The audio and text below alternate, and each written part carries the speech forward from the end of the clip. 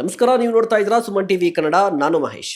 ವೀಕ್ಷಕರೇ, ರಾಘವ್ ಚಡ್ಡಾ ಇತ್ತೀಚೆಗೆ ಸೋಷಿಯಲ್ ಮೀಡಿಯಾದಲ್ಲಿ ಸಿಕ್ಕಾಪಟ್ಟೆ ಸೌಂಡ್ ಮಾಡಿದಂತಹ ಸಂಸದರು, ಯುವ ನಾಯಕರು ಕೂಡ ಹೌದು.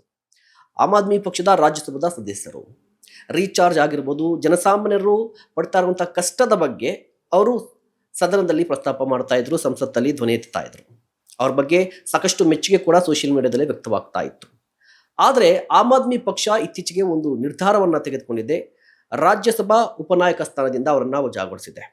ಸೊ ಇದ್ಯಾಕಾಯಿತು, ಏನಾಗ್ತಾ ಇದೆ ಆಮ್ ಆದ್ಮಿ ಪಕ್ಷದಲ್ಲಿ, ಇದ್ರ ಬಗ್ಗೆ ಮಾತನಾಡಲಿಕ್ಕೆ ಡಾಕ್ಟರ್ ಸತೀಶ್ ಕುಮಾರ್, ರಾಜ್ಯ ಸಂಘಟನಾ ಕಾರ್ಯದರ್ಶಿ, ಆಮ್ ಆದ್ಮಿ ಪಕ್ಷ, ಇವ್ರು ನಮ್ಮ ಜೊತೆಲಿದ್ದಾರೆ. ಬನ್ನಿ ಅವರನ್ನ ಮಾತನಾಡ್ಸೋಣ. ಸರ್ ನಮಸ್ತೆ. ನಮಸ್ಕಾರ ಸರ್, ರಾಘವ್ ಚಡ್ಡಾ ಅವರನ್ನ ಉಪನಾಯಕ ಸ್ಥಾನದಿಂದ ವಜಾಗೊಳಿಸಿದ್ದಾರೆ, ಏನ್ ರೀಸನ್ ಅಂತ? ಅಂದ್ರೆ ವಜಾಗೊಳಿಸಿದ್ದಾರೆ ಅಂತಲ್ಲ, ಅಂದು ರಾಜ್ಯಸಭೆಯಲ್ಲಿ ಒಂದು ಜವಾಬ್ದಾರಿಯುತ ಪಕ್ಷವಾಗಿ ಏನು ಆಮ್ ಆದ್ಮಿ ಪಾರ್ಟಿ ಇರ್ತಕ್ಕಂಥ ಲಿಮಿಟೆಡ್ ಸೀಟ್ಗಳಲ್ಲಿ ಎಷ್ಟೊಂದು ಜನ ನಮ್ಮಲ್ಲಿ ರಾಜ್ಯಸಭಾ ಮೆಂಬರ್ಸ್ ಇದ್ದಾರೆ. ಸೊ ಅವ್ರಿಗೆ ಒಂದೊಂದು ರೋಟೀನ್ ಅವಕಾಶವನ್ನು ಕೊಡಬೇಕು ಅಂತ ಹೇಳಿಬಿಟ್ಟು ನಾವು ನಮ್ಮ ಒಂದು ಪ್ರಾಕ್ಟೀಸ್ ನಮ್ಮ ಪಾರ್ಟಿಯಲ್ಲಿದೆ. ನೀವು ಯಾಕಂದರೆ ನೋಡಿ, ಈ ರಾಘವ್ ಚಡ್ಡಾ ಅಂತಲ್ಲ, ಇನ್ನೂ ಹಲವು ನಾಯಕರುಗಳಿದ್ದಾರೆ. ಎಕ್ಸಾಂಪಲ್ ಸಂಜಯ್ ಸಿಂಗ್ ಆಗ್ಬೋದು, ಇವರೆಲ್ಲ ಪ್ರಮುಖ ನಾಯಕರು. ಇವರು ಸಹ ಉಪನಾಯಕರಾಗಿದ್ರು. ಯಾರು ಸಂಜಯ್ ಸಿಂಗ್ ಅವರು. ಮತ್ತು 2023ರಲ್ಲಿ ರಾಘವ್ ಚಡ್ಡಾ ಅವ್ರನ್ನ ನಾವು ರಾಜ್ಯಸಭಾ ಮೆಂಬರ್ನಾಗಿ ನಾವು ಮಾಡ್ಕೋತೀವಿ. ಅದಾದ ನಂತರ ಅಂದರೆ ಅವ್ರಿಗೂ ಒಂದು ಸ್ವಲ್ಪ ದಿವಸ ಆದಮೇಲೆ ನಾವು ಈ ಒಂದು ಉಪನಾಯಕನ ಸ್ಥಾನವನ್ನು ಕೊಡ್ತೀವಿ. ಅಂದರೆ ರೋಟೀನ್ ಆರ್ಡರ್ ನಮ್ಮಲ್ಲಿ ಏನು ಚೇಂಜ್ ಆಗುತ್ತೆ ಪ್ರತಿ 2 ವರ್ಷಗಳಿಗೆ ಒಮ್ಮೆ, ಆ ಒಂದು ಚೇಂಜಸ್ಸಲ್ಲಿ ನಾವು ಈ ಚೇಂಜ್ಗಳನ್ನ ಮಾಡಿದ್ದೇವೆ ಹೊರತು ನಾವೇನು ವಜಾ ಮಾಡಿ ನಾವೇನು ಸದಸ್ಯತ್ವದಿಂದ ಕಿತ್ತಾಕಿ ಅಂತ ಹೇಳಿ ನಾವೆಲ್ಲೂ ಹೇಳಿಲ್ಲ. ಸೊ ಆದ್ದರಿಂದ ಇದು ಒಂದು ಸಹಜ ಪ್ರಕ್ರಿಯೆ, ಪಾರ್ಟಿ ಕಡೆಯಿಂದ ಏನು ನಡೆಯುತ್ತೆ ಆ ಒಂದು ಪ್ರಕ್ರಿಯೆ ನಡೆದಿದೆ. ಸೊ ಅದಕ್ಕೆ ವಿಶೇಷವಾದ ಅರ್ಥ ಬೇರೆ ಬೇರೆಯವರು ಬೇರೆ ಬೇರೆ ರೀತಿ ಕೊಡ್ತಾ ಇದ್ದಾರೆ. ಸೊ ಅದು ಸಮಂಜಸ ಅಲ್ಲ ಅಂತ ನಂಗೆ ಅನ್ಸುತ್ತೆ. ಓಕೆ, ನೀವು ಹೇಳ್ತಾ ಇದ್ದೀರಾ ಸಹಜ ಪ್ರಕ್ರಿಯೆ ಅಂತ ಹೇಳಿ. ಬಟ್ ಇವತ್ತು ರಾಘವ್ ಚಡ್ಡಾ ಅವರು ಎಕ್ಸ್ನಲ್ಲಿ ಅಂದರೆ ಟ್ವಿಟರಲ್ಲಿ ಒಂದು ವಿಡಿಯೋ ಬಿಟ್ಟಿದ್ದಾರೆ. ಅದರಲ್ಲಿ ಹೇಳಿರೋದು ನೋಡಿ, ಏನಂತ ಅಂದರೆ, ನನ್ನನ್ನು ಮೌನಗೊಳಿಸಬಹುದು ಆದರೆ ಸಾಯಿಸಲು ಆಗಲ್ಲ ಅಂತ ಹೇಳಿದ್ದಾರೆ. ಇದ್ರ ಜೊತೆಗೆ ಜನರ ಸಮಸ್ಯೆಗಳನ್ನು ಪ್ರಸ್ತಾಪಿಸಿದ್ದೇ ಅಪರಾಧನ, ನನ್ನ ಮಾತೃಪಕ್ಷವೇ ಸಂಸತ್ತಿನಲ್ಲಿ ಮಾತನಾಡಲು ಅವಕಾಶ ನೀಡಿಲ್ಲ ಅಂತ ಹೇಳಿ ಆರೋಪ ಮಾಡಿದ್ದಾರೆ. ನೋಡಿ, ಮಾತನಾಡಲು ಅವಕಾಶ ನೀಡಿಲ್ಲ ಅಂತ ಹೇಳಿದ್ರೆ ಒಂದು ರಾಘವ್ ಚಡ್ಡಾ ಅವರು ತಿಳ್ಕೊಬೇಕಾಗ್ತದೆ. ರಾಘವ್ ಚಡ್ಡಾ ಅವರು 33ನೇ ವಯಸ್ಸಿಗೆ ರಾಜ್ಯಸಭಾ ಮೆಂಬರ್ ಆಗ್ತಾರೆ. ಯಾವ ಪಾರ್ಟಿಲಿದೆ ರೀ? ಇಡೀ ಇಂಡಿಯಾದಲ್ಲಿ ನೀವೇ ಹೇಳಿ, ನಿಮಗೆ ನಾನು ಕೇಳ್ತೀನಿ ಮತ್ತು ವೀಕ್ಷಕರಿಗೂ ಹೇಳ್ತೀನಿ. ಇಷ್ಟು ಚಿಕ್ಕ ವಯಸ್ಸಿನ ಒಬ್ಬ ವಿದ್ಯಾವಂತ ಹುಡುಗ, ಜನಪರ ಕಾಳಜಿಯಲ್ಲಿ ಇರೋವಂಥ ಹುಡುಗನನ್ನು ಆಮ್ ಆದ್ಮಿ ಪಾರ್ಟಿ ಬೆಳೆಸಿ ನಿಮ್ಗೆ ಆ ಸ್ಥಾನ ಕೊಟ್ಟಿದ್ದು ತಪ್ಪಾಗಾದ್ರೆ ಹೇಳಿ. 33ನೇ ವಯಸ್ಸಿಗೆ ನೀವು ಒಬ್ಬ ರಾಜ್ಯಸಭಾ ಮೆಂಬರ್ ಇಡೀ ದೇಶದ ಇತಿಹಾಸದಲ್ಲಿ ಯಾರಾಗಿದ್ದಾರೆ? ಸೊ ಅಂಥದ್ದನ್ನು ಕೊಟ್ಟಿದ್ದು ಎಂತಕ್ಕೆ? ನೀವು ಜನಪರ ವಿಚಾರಗಳನ್ನ ಎತ್ತಿ ಅಂತ ನೀವು ಎತ್ತಿದ್ದೀರಾ, ನಮ್ದೇನು ನಾವೇನು ತಕರಾರು ಏನು ತೆಗ್ದಿಲ್ವಲ್ಲ ಅದಕ್ಕೆ. ಹಾಗಂತ ನಾವು ರೋಟೀನ್ ಸಿಸ್ಟಮನ್ನು ಏನಿರುತ್ತೆ ಅದನ್ನು ಮೀರಿ ನಿಮಗೇನೆ ನಾವು ಕೊಡಬೇಕಾಗ್ತದ? ಮತ್ತು ಆಮ್ ಆದ್ಮಿ ಪಾರ್ಟಿಗೆ ಇವ್ರು ಯಾವ ರೀತಿ ಲಾಯಲ್ ಆಗಿದ್ದಾರೆ ಅನ್ನೋದು ಪ್ರಶ್ನೆ ಬೇಕಲ್ಲ. ಇವಾಗ ಇಷ್ಟು ಚಿಕ್ಕ ವಯಸ್ಸಿಗೆ ನಿಮ್ಮನ್ನು ಪಾರ್ಟಿಯಲ್ಲಿ ಒಂದು ಉನ್ನತ ಸ್ಥಾನಕ್ಕೆ, ಏನು ರಾಜ್ಯಸಭೆ ಅಂತಕ್ಕಂಥದ್ದು ಹಿರಿಯರ ಮನೆ ಅಂತ ಹೇಳ್ತಾರೆ, ಅಂದರೆ ಒಂದು ಚಾವಡಿ, ಚಿಂತಕರ ಚಾವಡಿ ಅಂತ ಹೇಳ್ತಾರೆ. ಅಂಥ ಚಾವಡಿಗೆ ನಿಮ್ಮಂಥ ಕಿರಿಯರನ್ನ ಕಳಿಸ್ಕೊಟ್ಟಿದ್ದು ಆಮ್ ಆದ್ಮಿ ಪಾರ್ಟಿ ತಪ್ಪ? ನಿಮ್ಮ ಪ್ರತಿಭೆಯನ್ನು ಗುರುತಿಸಿದ್ದು ಅರವಿಂದ್ ಕೇಜ್ರಿವಾಲ್ ಅವ್ರ ತಪ್ಪ? ಸೊ ಹಾಗಲ್ಲ. ಬೆಳಿಗ್ಗೆ ನಾನು ಆ ವಿಡಿಯೋಗಳು ನೋಡಿದೆ, ಅದು ವೈಯಕ್ತಿಕವಾಗಿ ಹಾಕಿದ್ದಾರೆ, ಇರಲಿ. ಆದರೂ ಹಲವು ಪ್ರಶ್ನೆಗಳಿದೆ. ಇವತ್ತು ಪಾರ್ಟಿ ಜೊತೆ ನೀವು 2023 ರಾಜ್ಯಸಭಾ ಮೆಂಬರ್ ಆದಮೇಲೆ ಪಾರ್ಟಿ ಜೊತೆ ಯಾವ ಒಂದು ರೀತಿಯ ಒಡನಾಟಗಳನ್ನು ನೀವು ಇಟ್ಕೊಂಡಿದ್ದೀರಾ? ಆಮ್ ಆದ್ಮಿ ಪಾರ್ಟಿಗೆ ಅನೇಕ ಸಂಕಷ್ಟಗಳು ಎದುರಾಯಿತು. ಆ ಸಂಕಷ್ಟಗಳಿಗೆ ನೀವು ಯಾವ್ಯಾವ ರೀತಿ ಸ್ಪಂದಿಸಿದ್ದೀರಾ? ಅರವಿಂದ್ ಕೇಜ್ರಿವಾಲ್ ಅವ್ರನ್ನ ಇಡಿ CBI ಜೈಲ್ಗೆ ಹಾಕ್ದಾಗ ತಾವೆಲ್ಲ ಹೋಗಿದ್ರಿ ಅಲ್ವಾ? ಜನಗಳು ಇದನ್ನು ತಿಳ್ಕೊಬೇಕಾಗ್ತದೆ. ಇವತ್ತು ಜನಗಳಿಗೆ ಅಪಾರ ವಿಶ್ವಾಸವನ್ನು ಗಳಿಸಿಕೊಂಡಿದ್ದಾರೆ, ಸಂತೋಷ. ಆಮ್ ಆದ್ಮಿ ಪಾರ್ಟಿಗೂ ಸಂತೋಷ, ಯಾಕಂದರೆ ಇಂಥ ಒಂದು ವಾಯ್ಸನ್ನು ಈ ದೇಶಕ್ಕೆ ಕೊಟ್ಟಿದೆಯಲ್ಲ, ಅದಕ್ಕೆ ನಮಗೂ ಸಂತೋಷ ಇದೆ. ಆದರೆ ಅದರ ಜೊತೆಗೆ ಒಂದು ಕಲೆಕ್ಟಿವ್ ರೆಸ್ಪಾನ್ಸಿಬಿಲಿಟಿ ಅನ್ನೋದಿದೆ. ಪಕ್ಷವನ್ನು, ಅಂದರೆ ತಾಯಿ ಸ್ಥಾನದಲ್ಲಿರ್ತಕ್ಕಂಥ ಪಕ್ಷ, ಅದನ್ನು ನೀವು ನೋಡಬೇಕಾಗ್ತದೆ. ಅನೇಕ ಸಂಕಷ್ಟಗಳಿಗೆ ಒಳಗಾದಾಗ ನೀವು ಯಾವ ರೀತಿಯ ಸ್ಪಂದನೆ ಕೊಟ್ರಿ. ಮತ್ತು ಈ ದೇಶದಲ್ಲಿ ಅನೇಕ ಜ್ವಲಂತ ಸಮಸ್ಯೆಗಳು ಏನು ಇವತ್ತು ನಾವು ನೋಡ್ತಾ ಇದ್ದೀವಿ, ಅದನ್ನು BJPಯನ್ನು ಕೌಂಟರ್ ಮಾಡಲಿಕ್ಕೆ ನೀವು ನೇರವಾಗಿ ಯಾವ ರೀತಿ ಪ್ರಶ್ನೆಗಳನ್ನ BJP ಮೇಲೆ ಮಾಡಿದ್ದೀರಿ? ಆಯಿತು, ಜನಸಾಮಾನ್ಯರ ಸಮಸ್ಯೆಗಳನ್ನ ಮಾಡಿದರೆ ನಮ್ಮ ತಕರಾರು ಏನಿಲ್ಲ, ಹೌದು ಎತ್ತಬೇಕು. ಆದರೆ ಅದ್ರ ಜೊತೆಗೆ ಪಕ್ಷದ ನಿಲುವು, ಪಕ್ಷದ ಕೆಲಸಗಳಿಗೆ ನೀವು ಯಾವ ರೀತಿ ಭಾಗಿಯಾಗಿದ್ದೀರಾ? ಸಂಕಷ್ಟದಲ್ಲಿದ್ದಾಗ ನಿಮ್ಮ ವಾಯ್ಸ್ ಏನಾಗಿದೆ? ಇವತ್ತು ಗುಜರಾತಲ್ಲಿ ಎಲೆಕ್ಷನ್ ನಿಲ್ತಾ ಇದ್ದೀವಿ ನೋಡಿ, 160 ಜನನ ಅರೆಸ್ಟ್ ಮಾಡಿದ್ದಾರೆ. ಅಲ್ಲಿ ನಿಮ್ಮ ವಾಯ್ಸ್ ಏನು? ಹೋಗ್ಲಿ ಪಂಜಾಬ್ನಲ್ಲಿ ಪಂಜಾಬ್ ವಿಚಾರವಾಗಿ ಪಂಜಾಬ್ ರಾಜ್ಯಸಭಾ ಸದಸ್ಯರು ನೀವು, ಪಂಜಾಬ್ ಇದರಿಂದ ನಾವು ಆಯ್ಕೆ ಮಾಡಿರೋದು ಕೋಟಾದಿಂದ ನಿಮ್ಮನ್ನು.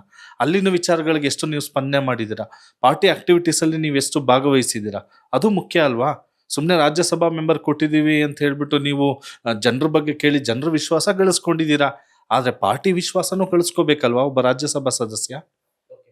ನೀವು ಕೇಳ್ತಾ ಇರುವಂಥದ್ದು ಒಂದು, ರಾಘವ್ ಚಡ್ಡಾ ಅವರು ಪಾರ್ಟಿಗೆ ನಿಷ್ಠರಾಗಿಲ್ಲ ಅಂತ ಆರೋಪನಾ? ಪಾಯಿಂಟ್ ನಂಬರ್ ಅಲ್ಲ, ಒಂದು ಪ್ರಶ್ನೆ ಅಲ್ಲ, ಒಂದು ನಿಮಿಷ.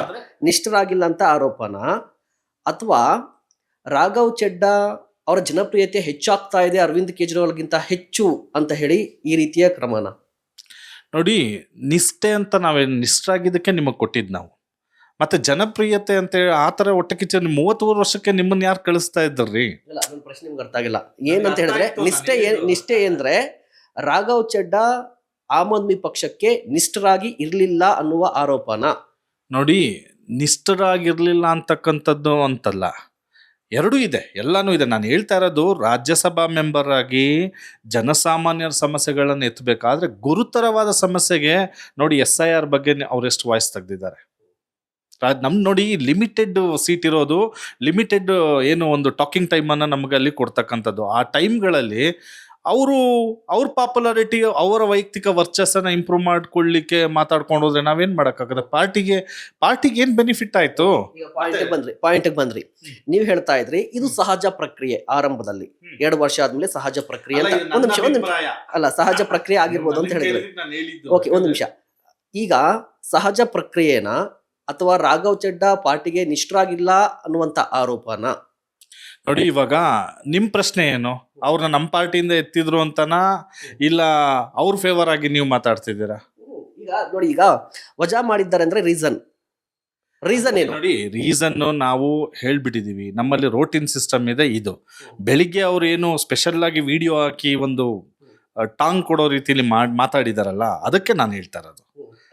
ನೋಡಿ, ಅವರು ನಮ್ಮ ಪ್ರೊಸೀಜರ್ ಏನು ನಡೆದಿದೆ ಆ ಪ್ರೊಸೀಜರ್ ನಾನು ಹೇಳಿದೆ. 2 ವರ್ಷಕ್ಕೊಮ್ಮೆ ನಮ್ಮಲ್ಲಿ ಏನು ಬದಲಾವಣೆಗಳಾಗ್ತದೆ, ಆ ಉಪನಾಯಕನ ಸ್ಥಾನವನ್ನು ಅದನ್ನು ನಾವು ಬದಲಾವಣೆ ಮಾಡಿದ್ದೀವಿ. ಆದರೆ ಅಷ್ಟೇ ನಾವು ಮಾಡಿದ್ದು. ನಾವು ಇದುವರೆಗೆ ಏನಾದ್ರು ಮಾತಾಡಿದೀವಾ? ಆಮ್ ಆದ್ಮಿ ಪಾರ್ಟಿ ಕಡೆಯಿಂದ ಅಥವಾ ನಮ್ಮ ನಾಯಕರುಗಳು ಯಾರು ಮಾತಾಡಿದಾರ? ಆದರೆ ನಾನು ಹೇಳ್ತಾ ಇರೋದು, ಬೆಳಿಗ್ಗೆ ಅವರು ಯಾವುದೋ ಒಂದು ಮಾತಾಡಿದ್ರಲ್ಲ, ವಾಯ್ಸನ್ನು ಅಡಗಿಸಿದ್ದಾರೆ, ಇದು ಒಂದಿದ್ದಕ್ಕೆ ನಾನು ಇಷ್ಟೆಲ್ಲ ನಾನು ಪ್ರತಿಕ್ರಿಯೆ ನಿಮಗೆ ಕೊಟ್ಟಿದ್ದು. ಸಹಜ ಪ್ರಕ್ರಿಯೆ ಅಂತ ಹೇಳಿದ್ರಲ್ವಾ, ಇವತ್ತು ಆಮ್ ಆದ್ಮಿ ಪಕ್ಷದ ನಾಯಕರು ಸೌರಭ್ ಭಾರದ್ವಾಜ್ ಅವರು ಒಂದು ವಿಡಿಯೋ ಬಿಟ್ಟಿದ್ದಾರೆ, ರಿಯಾಕ್ಟ್ ಮಾಡಿದ್ದಾರೆ ಆಮ್ ಆದ್ಮಿ ಪಕ್ಷದಿಂದ. ಹೇಳ್ಬೋದಿತ್ತಲ್ವಾ, ನೋಡಿಯಪ್ಪ ಇದು ಸಹಜ ಪ್ರಕ್ರಿಯೆ ಅಂತ ಹೇಳ್ಬೋದಿತ್ತು. ಬಟ್ ಅವ್ರು ಏನ್ ಹೇಳಿದ್ದಾರೆ ಗೊತ್ತಾ? ಜೋ ಡರ್ಗಯ ಸಮಜೋ ಓ ಮರ್ಗಯ ಅಂತ ಹೇಳಿದ್ದಾರೆ. ಅಂದ್ರೆ ರಾಘವ್ ಚಡ್ಡಾ ಅವರು ಬಿಜೆಪಿ ವಿರುದ್ಧ ಮಾತನಾಡಲಿಕ್ಕೆ ಭಯ ಪಡ್ತಾ ಇದ್ರು, ಈ ಕಾರಣಕ್ಕಾಗಿ ಅವ್ರನ್ನ ತೆಗೆದಿದ್ದೀವಿ ಅಂತ ಹೇಳಿ. ನೋಡಿ, ಅವ್ರು BJP ಅಂತ ಎಲ್ಲ ಹೆಸರನ್ನು ಹಾಕೊಂಡಿಲ್ಲ, ಏನೂ ಇಲ್ಲ. ಮತ್ತೆ ಸೌರಭ್ ಭಾರದ್ವಾಜ್ ಅವರ ಪ್ರತಿಕ್ರಿಯೆ ಯಾವುದಕ್ಕಾಗಿತ್ತು? ಅವ್ರು ನಿನ್ನೆ ಬಂದು ಪ್ರತಿಕ್ರಿಯೆ ಕೊಟ್ಟಿಲ್ಲ. ಬೆಳಿಗ್ಗೆ ಒಂದು ವಿಡಿಯೋ ರಾಘವ್ ಚಡ್ಡಾ ಅವ್ರು ಏನು ಹಾಕಿದ್ರು, ಆಮ್ ಆದ್ಮಿ ಪಾರ್ಟಿ ವಿಚಾರ ಪ್ರಸ್ತಾಪ ಮಾಡಿ ನನ್ನ ವಾಯ್ಸನ್ನು ಅಡಗಿಸಿದ್ದೀರಾ ಅಂದಿದ್ದಕ್ಕೆ ನಾವು ಈ ಪ್ರತಿಕ್ರಿಯೆಗಳನ್ನ ಕೊಡ್ತಾ ಇರೋದು. ಆಯ್ತಾ? ನಮ್ದಲ್ಲಿ ಸಹಜವಾದ ಪ್ರಕ್ರಿಯೆನೇ, ಅದ್ರ ಬಗ್ಗೆ ನಮ್ದು 2 ಮಾತಿಲ್ಲ. ಈಗಲೂ ನೀವು ಕನ್ಫ್ಯೂಸ್ ಮಾಡ್ಕೋಬೇಡಿ, ನಾವು ಆ ಪ್ರಕ್ರಿಯೆಯನ್ನು ನಾವು ಮಾಡಿದ್ದೀವಿ. ಅವರು ಬೆಳಿಗ್ಗೆ ಏನು ಆಮ್ ಆದ್ಮಿ ಪಾರ್ಟಿ ವಿಚಾರವಾಗಿ ನನ್ನ ವಾಯ್ಸನ್ನು ಅಡಗಿಸಿದ್ದಾರೆ ಅಂದಿದ್ದಕ್ಕೆ ನಾವು ಕೇಳ್ತಾರೆ, ಇಷ್ಟು ದಿವಸ ನಿಮ್ಮ ವಾಯ್ಸ್ ಎಲ್ಲೋಗಿತ್ತು? ಈ 3 ವರ್ಷ ನಿಮ್ಮ ವಾಯ್ಸ್ ಎಲ್ಲೋಗಿತ್ತು? ಸಹಜ ಪ್ರಕ್ರಿಯೆ ಅಂತ ಹೇಳೋದಾದ್ರೆ, ನಿನ್ನೆ ಅವರನ್ನ ವಜಾಗೊಳಿಸಂತಹ ಸಂದರ್ಭದಲ್ಲೇ ರಿಯಾಕ್ಷನ್ ಬರ್ಬೋದಿತ್ತು, ಇದು ಸಹಜ ಪ್ರಕ್ರಿಯೆ ಆಗಿದೆ ಅಂತ ಹೇಳಿ. ರಾಘವ್ ಚಡ್ಡಾ ಅವರು ಕೂಡ ಇದು ಕಂಪ್ಲೀಟ್ ಆಗಿ ನನ್ನ ಧ್ವನಿಯನ್ನು ಅಡಗಿಸಿದ್ರು ಅನ್ನುವಂತ ಹೇಳಿಕೆಯನ್ನು ಕೊಡುವಂತ ಅವಶ್ಯಕತೆ ಇರಲಿಲ್ಲ, ಸಹಜ ಪ್ರಕ್ರಿಯೆ ಆಗಿದ್ರೆ. ಮತ್ತು ಇನ್ನೊಂದು ಆರೋಪ ಇದೆ, ಏನು ಅಂತ ಹೇಳಿದ್ರೆ, ಅರವಿಂದ್ ಕೇಜ್ರಿವಾಲ್ ಅವರು ಜೈಲಿಂದ ವಾಪಸ್ ಬಂದ ನಂತರ ರಾಘವ್ ಚಡ್ಡಾ ಅವರು ಈವರೆಗೂ ಅರವಿಂದ್ ಕೇಜ್ರಿವಾಲ್ ಅವರನ್ನ ಮೀಟ್ ಮಾಡಿಲ್ಲ, ಅದ್ರ ಬಗ್ಗೆ ಮಾತಾಡಿಲ್ಲ. ಸೊ ಇದ್ರ ಬಗ್ಗೆ ಕೋಪ ಇತ್ತು, ಆಮ್ ಆದ್ಮಿ ಪಕ್ಷದಲ್ಲಿ ಒಂದು ಬಿರುಕಿತ್ತು. ಸೊ ಬಿರುಕಿನ ಈ ರೂಪ ಈಗ ಕಾಣಿಸ್ಕೊತಾ ಇದೆ, ಬಿರುಕು ಮೂಡಿದೆ ಅಂತ. ಒಂದು ಪಕ್ಷ ಅಂದಮೇಲೆ ಲೀಡರ್ಸ್ಗಳು ಬರ್ತಾರೆ ಹೋಗ್ತಾರೆ, ಆಯ್ತಾ? ಅದರಿಂದ ನಾವು ಅಷ್ಟೊಂದು ಇಂಪಾರ್ಟೆನ್ಸ್ ಕೊಡೋ ಅಂಥದ್ದು ಬೇಡ. ಯಾಕಂದರೆ ರಾಘವ್ ಚಡ್ಡಾ ಅವ್ರಿಗೆ ನಾನು ಅದನ್ನೇ ಹೇಳಿದೆ, ನಿಮಗೆ ತಿಳ್ಕೊಳ್ಳಿ, ಈ ಚಿಕ್ಕ ವಯಸ್ಸಿಗೆ ಈ ಪ್ರತಿಭೆಯನ್ನು ಗುರುತಿಸಿ ಕೊಡಬೇಕಾದ್ರೆ ಪಾರ್ಟಿ ಏನು ಸುಮ್ಮನೆ ಅಲ್ಲ, ಅರವಿಂದ್ ಕೇಜ್ರಿವಾಲ್ ಅಲ್ವಾ ಗುರ್ತಿಸ್ಕೊಟ್ಟಿದ್ದು. ಹಾಗಾದ್ರೆ ಇವತ್ತು ನೀವು ಅರವಿಂದ್ ಕೇಜ್ರಿವಾಲ್ ಮೇಲೆ ಹೇಳ್ಬಿಟ್ಟು ಅವ್ರಿಗೆ ನೋಡಕ್ಕೆ ಬಂದಿಲ್ಲ ಹೌದು, ಒಂದು ಲೀಡರ್ಶಿಪ್ ಅಂತ ಹೇಳಿದ್ಮೇಲೆ ಒಂದು ಪಕ್ಷದಲ್ಲಿ ನೀವು ಇದ್ಮೇಲೆ ಕಷ್ಟ ಸುಖಗಳಿಗೆ ನೀವು ನೋಡ್ಬೇಕಲ್ವಾ? ನಿಮ್ಮ ಚಿಕ್ಕ ವಯಸ್ಸನ್ನ ನೋಡಿ ನಿಮಗೆ ರಾಜ್ಯಸಭಾ ಸ್ಥಾನ ಕೊಟ್ಟಿದ್ದು ಯಾರಾಗಾದ್ರೆ? ಅರವಿಂದ್ ಕೇಜ್ರಿವಾಲ್ ಅಲ್ವಾ? ಆಮ್ ಆದ್ಮಿ ಪಾರ್ಟಿ ಅಲ್ವಾ? ಯಾಕೆ ಕೊಟ್ಟಿದ್ದು?